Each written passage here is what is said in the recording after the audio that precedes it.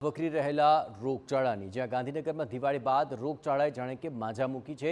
Civil હોસ્પિટલમાં દિવાળી બાદ 30,000 કરતાં વધુ ઓપીડી કેસ નોંધાયા।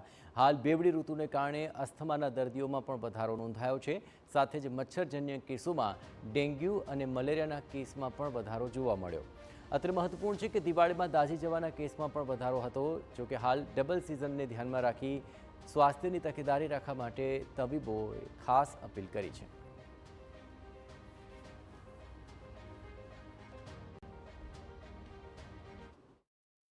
મારા ગાંધીનગર સિવિલમાં દિવાળી પછી ટોટલ કેસીસ 30,000ની ઉપર આવેલા છે।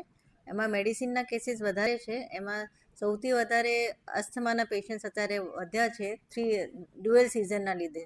સવારે ઠંડી હોય છે, બપોરે ગરમી હોય છે અને પ્લસ વરસાદનું વાતાવરણ બી છે, એટલે ડેન્ગ્યુના કેસીસ વધ્યા છે। મલેરિયાના કેસીસ આમ દિવાળી પહેલાં ઓછા થઈ જાય છે, પણ હજુ યથાવત છે।